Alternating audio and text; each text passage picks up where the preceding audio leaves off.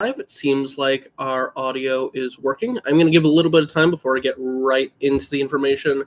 But a few sick. I was a little bit sick earlier on in the week, but I'm not feeling bad. I just still have the cough with me. So if that happens throughout the show, that is why, and I apologize in advance. Secondly, you'll notice that there is no interview this week. We've had a lot over the last month or so where I don't have a guest, but I'm here. It's because I'm on the different side of the room, just how it got set up this week. Still only have one person in. Going to go ahead and get started pretty soon. However, also, so going to get started in just a moment. So, hello, ladies and gentlemen of Vanderbilt, and welcome to Terrier Talk, Season 2, Episode 28. Boys basketball starts next week. We're going to talk about that. And soccer, girls and boys soccer, concluded this week. Girls soccer, of course, didn't quite make the finals. Boys soccer did. In what was, going into it, and even, at the game, probably the biggest single game of the year for any sport. I mean, yes, cross-country state championship meets was really important, and the fact that we won that was really important for the girls, and that was great. But this is one-on-one, one team versus one team, boys soccer with a chance to take home a state championship. Boys were the one seed. Boys were favored by a lot of people. But going into it, we knew it was going to be a very good game. And that it was. I'm happy to say I was able to make the game, and it was worth it. We'll talk about the result, but the game was worth watching. It was a great game. It was very entertaining. And there were a few things I noticed, going into it or throughout the game that I think are interesting. First off, the difference between the two teams. I felt like there were specific players on our team that showed up really well during the game. And that's not to say that our other players were bad. We had great players across the board, but there were a few specific ones. Chandler looked great. The defense, Jonathan did as well. Michael was controlling the midfield. He played very well at midfield, and James played very well as a striker, and Nick played very well at goalie. All four of those plays, and again, other players also played really well, but those four looked like the best players on the field for either team. They looked great, and they showed to be better than the other team. We had the better individual players out there. However, it felt like throughout the game, U-High played a little bit more well as a team. They felt a little bit more structured just throughout the game. Not that we were unstructured, but they felt a little bit more coordinated between each other throughout the game. The other thing I noticed was that both defenses were absolutely impeccable. Nick was amazing, like I said. Chandler, Jonathan, they were all great as defenders, and it felt like every push was just futile for them. On the other side, however, their defense was also great. I felt like at times, again, going back to that coordination difference, it felt like our attacks sometimes weren't completely coordinated. Again, I'm not I don't know what was the O what that question is really asking. If you want to clarify, you can. I'm sorry, I don't really understand what exactly you're asking for. But both defenses looked amazing. And when you look at the score, of course, that makes sense. Problem being that we got tired. Now, I'll get to that in a second. That definitely is true. I could definitely see that. End of regulation, it was 0-0. So you could see both defenses playing very well. Oh, maybe you're referring to the thing you talked about with the offense and why both defenses look very good. That might be why, yes. Also, one important thing for anyone who wasn't at the game to understand, it was really cold out there. I mean, it was freezing cold. That impacts soccer. Soccer's a winter sport, but you don't want it to be very, very cold when you're playing soccer, and it was. That probably also impacted the game quite a bit. It might have impacted the fact that people got tired. What happened.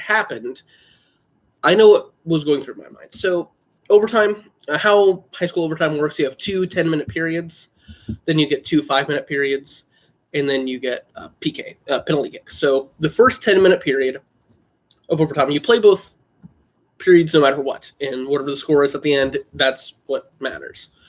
So we get into right at the end of the first half.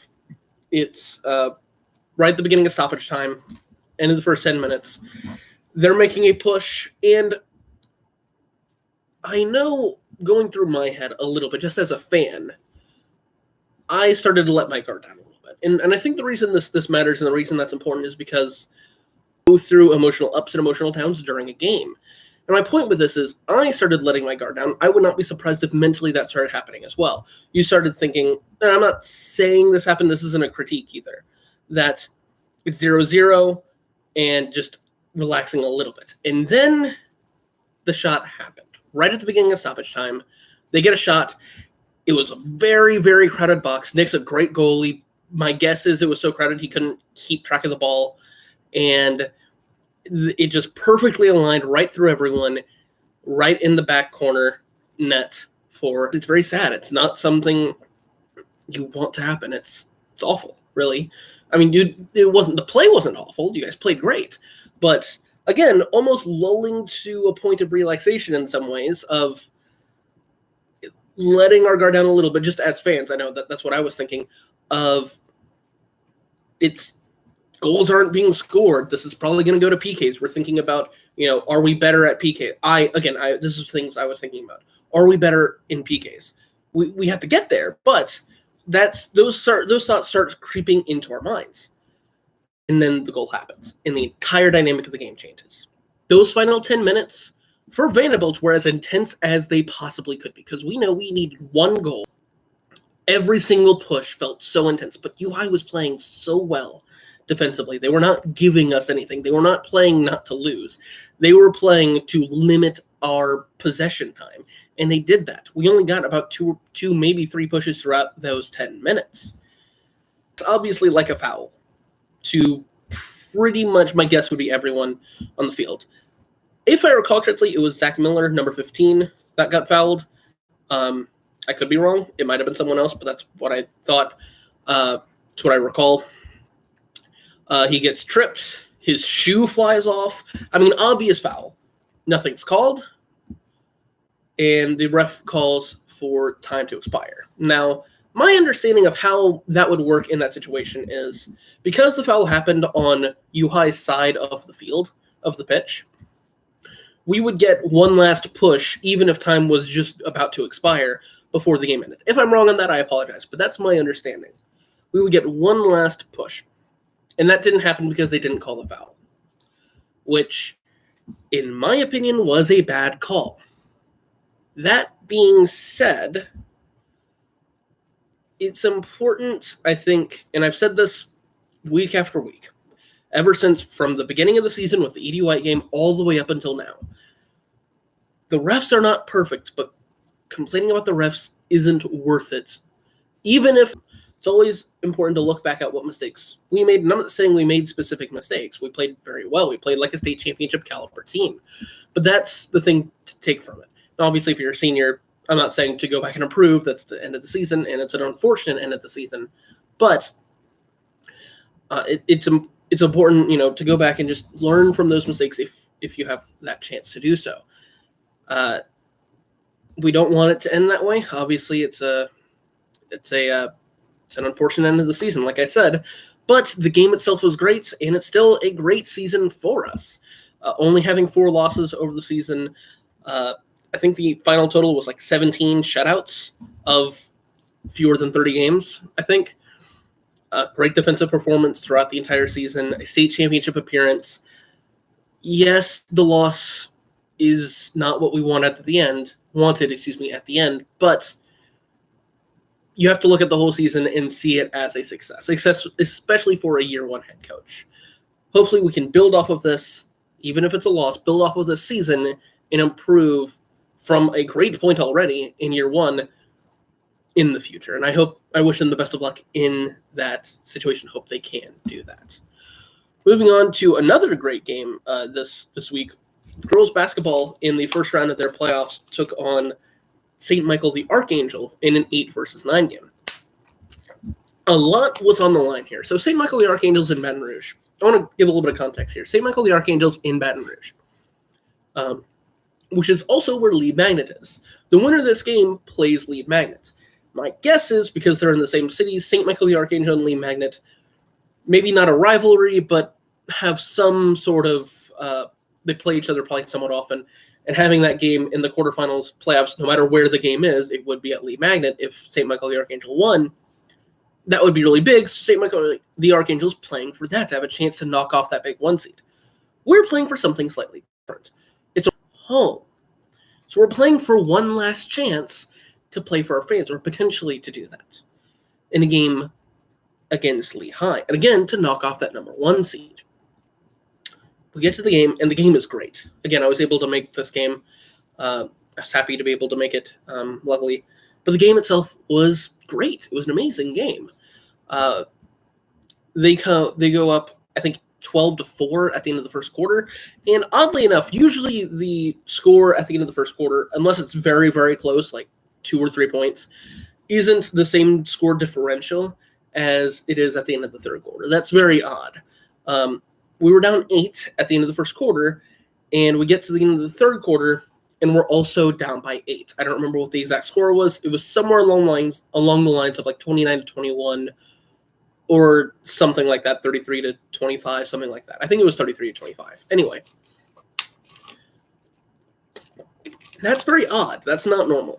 Usually, either it stretches or the gap closes within those 2 quarters, but we're in the exact same spot.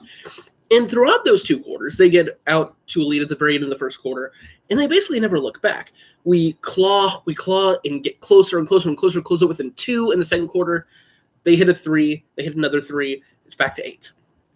They widen it within 10, and we claw and get back within 2, and they widen it back to 8 right at the end of the third quarter. Get to the fourth quarter, and we just try to keep staying in the game. We end up down by 6, if I recall correctly, 5 or 6, with about 3 minutes to go in the game. And we get down to about a minute and a half, and we have to start fouling. Usually when you have to start fouling, very good teams can shoot free throws well enough to clinch a game. But St. Michael the Archangel, despite being an 8 seed, despite being a good team, was not able to do that. St. Michael start missing free throws. We start capitalizing, we can't quite force turnovers, but they have unproductive possessions. We have productive possessions. We eventually get to a point where we're down by 1 point. They have the ball. We just scored. Down by 1 point with about 15 seconds left around that point. I think it was 16 seconds. They inbound the ball, and they turn it over. And I think it was Rebecca ends up, going up and getting the ball. Maybe it was somebody else. If it's somebody else, I apologize. Somebody goes up, gets the ball, turnover. Pass it to Brittany. Brittany gets the ball with 12-ish seconds to go. And instead of, basically, my guess is she got a little bit caught in the moment. Instead of, getting the ball and settling, either taking a timeout or settling, looking for a play, looking for a shot, only down 1, or driving to the basket to try to force a foul. She takes a shot 1 step within the 3-point line. She misses, which was a theme of the day. Both of us were not great shooting teams, but we missed a little bit more than they did. She misses, they get the rebound, and we're not quite able to come back. We get to a point later on where, with about 6 seconds left, we're down by 3. Leah Verrett has 2 free throws. She shoots the first one, hits it, and the second one, she has to intentionally miss it to have to try to, get the ball and win the game or tie the game up. She does that, and it's set up perfectly.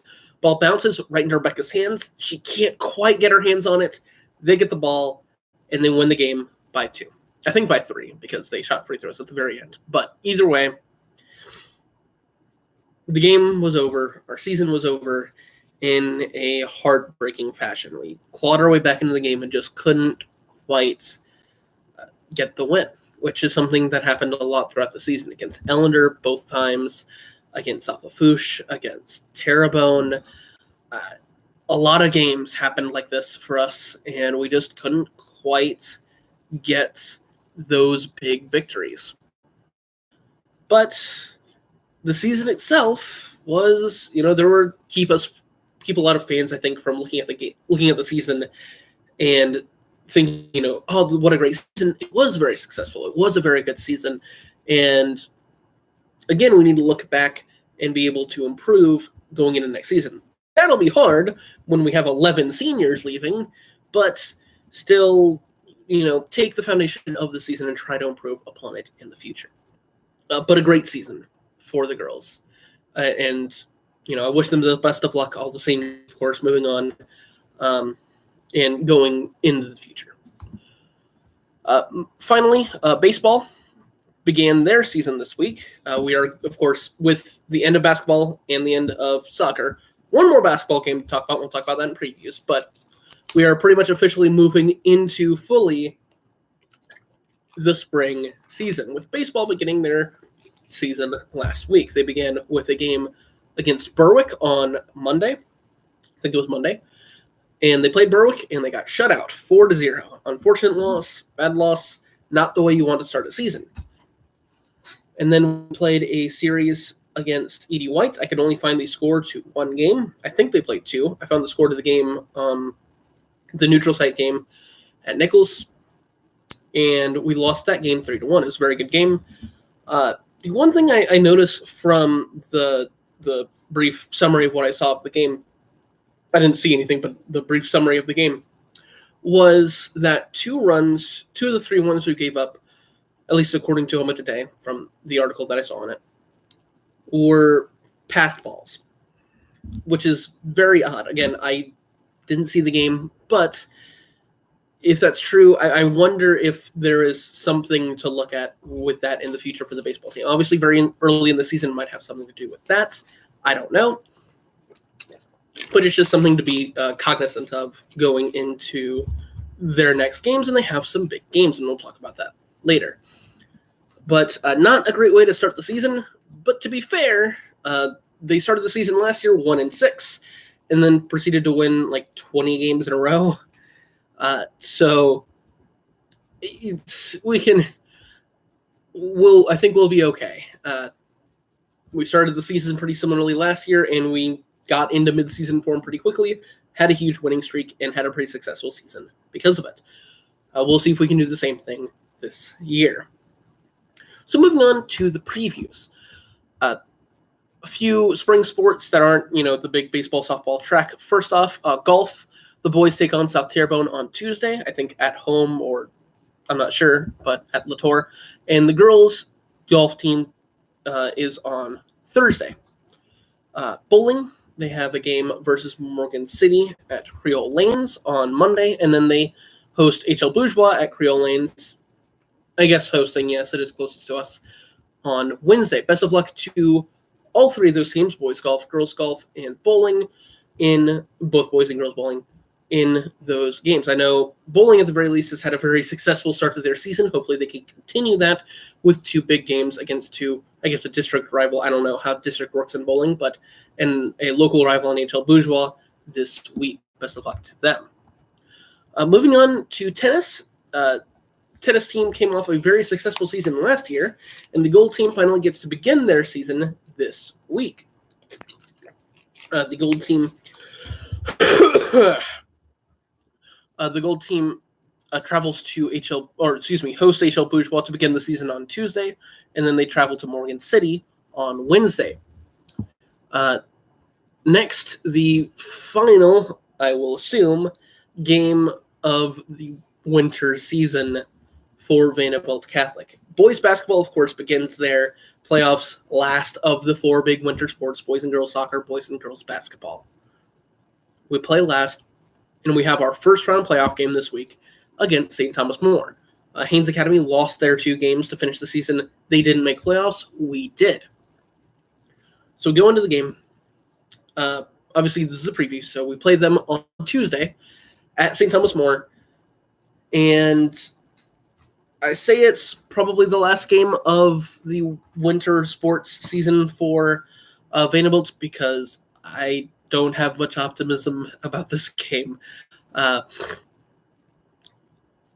St. Thomas More is the 1 seed. We are the 16th seed.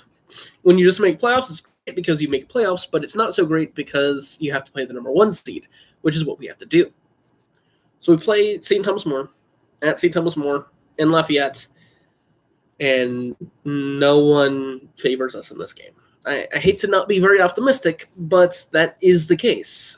St. Thomas More is probably going to win the game. It's probably not going to be very close. And it's not going to be the ending that we really want to winter sports and boys basketball this season. But, of course, best of luck to the boys in that game.